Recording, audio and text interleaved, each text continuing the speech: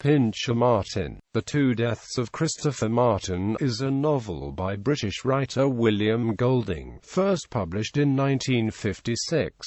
It is Golding's third novel, directly following The Inheritors, which in turn came after his magnum opus and debut Lord of the Flies. The novel is one of Golding's best-known novels, and is noted for being uniquely existential and somewhat minimalistic in setting. Plot. The plot of Pincher Martin surrounds the survival and psychophysical, spiritual and existential plight of one Christopher Hadley Pincher Martin, a temporary naval lieutenant who believes himself to be the sole survivor of a military torpedo destroyer which sinks in the North Atlantic Ocean. At the start of the novel, Martin is in the water and desperately fighting for his life. He is apparently saved after being providentially washed ashore a rocky mid-Atlantic islet. He deduces that his naval crew is dead and begins his grim struggle for survival, but, as time goes by, a series of strange and increasingly terrifying events, which he at first dismisses as hallucinations, slowly provokes in him an existential crisis.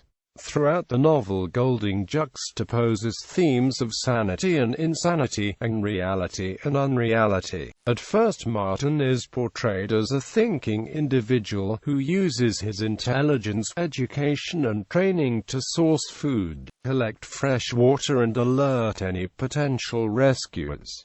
It is in fact during this rational phase that Martin is at his most delusional. It is only when insanity takes hold that he begins to comprehend the reality of his predicament. There is a pattern emerging. I do not know what the pattern is, but even my dim guess at it makes my reason falter. The novel's twist ending reveals that Martin actually drowned shortly after his ship was sunk. When his body is found, it is noted that he didn't even have time to kick off his sea boots. This means that his struggle for survival on the island never actually happened, which changes the work into an allegory of purgatory and damnation. In the Radio Times of the 21st of March 1958, Golding explains that Martin, driven by unselfish greed for life, has continued to exist in another dimension. His drowned body lies rolling in the Atlantic, but the ravenous ego invents a rock for him to endure on. Setting. The North Atlantic islet in question is described in the novel as very small, rocky, barren and remote, only appearing on weather charts. It is due to these descriptions that a number of critics and reviewers proposed that the setting provided is that of Rockall, which seems to fit the definitions given.